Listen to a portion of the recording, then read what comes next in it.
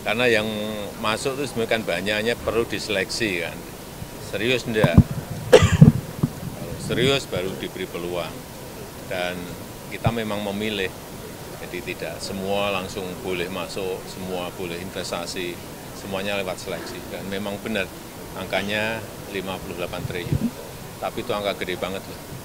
Ya semuanya kita harus optimis bahwa tantangan-tantangan karena perlambatan ekonomi global, karena perubahan iklim, karena tensi geopolitik yang semakin memanas itu bisa kita selesaikan dan bisa kita hadapi.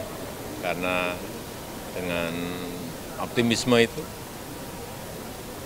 apa yang direncanakan, yang di angka-angka yang ingin dicapai itu betul-betul bisa direalisasikan. Tanpa optimisme sulit.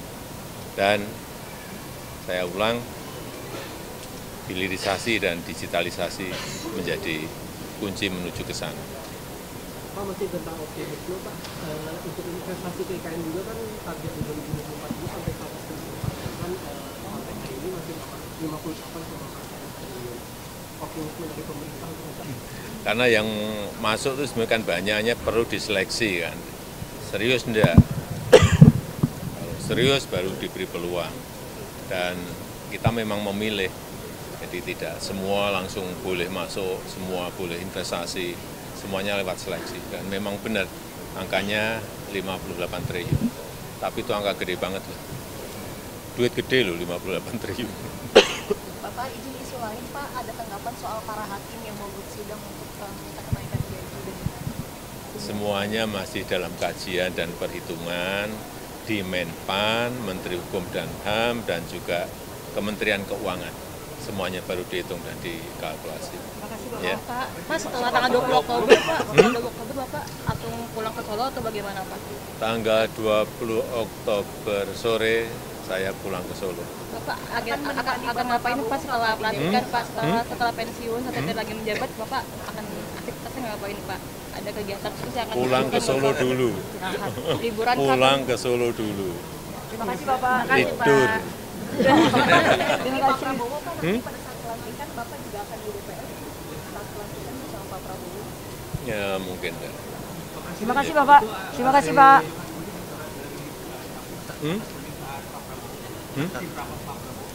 Apa? Nama Pak Johan Budi.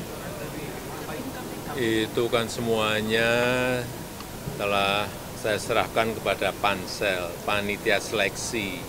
Tidak ada yang namanya saya mengintervensi atau meminta. Nggak ada sama sekali. Ya. Terima kasih Bapak. Terima kasih Pak. Terima kasih Pak.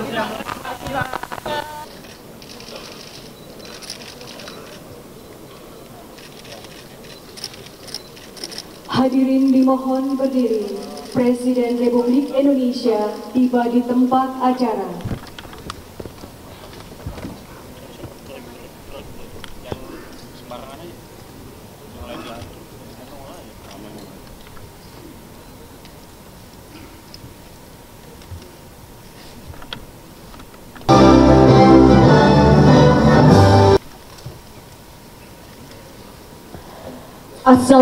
Selamat pagi dan salam sejahtera untuk kita semua. Yang terhormat Presiden, Duta Besar Negara Rusia, para Menteri Kabinet Indonesia Maju, penjabat PT Bank Negara Indonesia Persero Tbk, beserta Bapak dan Ibu sekalian hadirin. Assalamualaikum warahmatullahi wabarakatuh. Selamat pagi, salam sejahtera Presiden Republik Indonesia, para ketua dan wakil ketua lembaga tinggi dan lembaga negara sudah hadir di sini. Damai. Pak Sultan, terima kasih. Yang kami hormati membangun dalam 10 tahun terakhir, fondasi kuat untuk membawa Indonesia menjadi negara maju berhasil dibangun dengan berbagai program dan terobosan. pembangunan infrastruktur masif untuk memperbaiki konektivitas, membangun Indonesia melalui penguatan ekonomi daerah dan desa, penyederhanaan regulasi dan birokrasi menjadi senjata memperbaiki iklim bisnis dan investasi.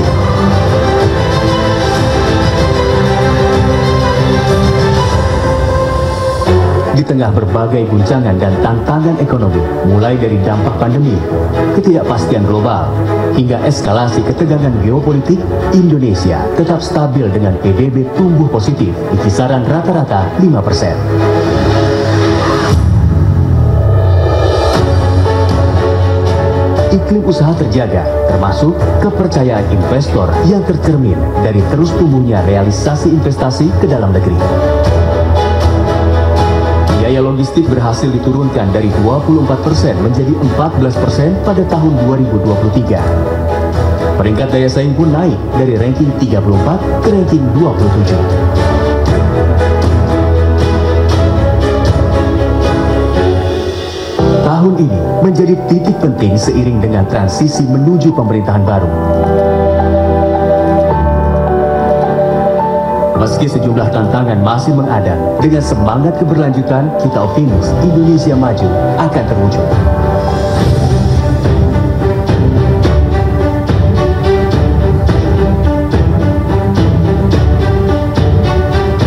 Dua tahun lalu dalam BNI Investor Daily Summit 2022, Presiden Joko Widodo menggarisbawahi pentingnya kolaborasi dan konsistensi di tengah perubahan fundamental dalam ekonomi global.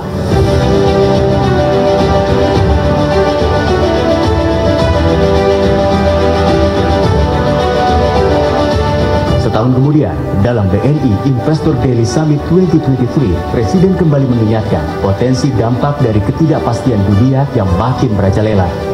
Perang berkepanjangan hingga El Nino memicu risiko krisis pangan.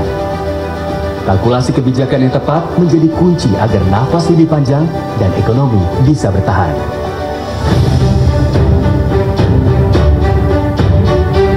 Untuk negara kita sebetulnya arah ke depan itu sudah jelas. Apa yang harus kita lakukan, apa yang harus.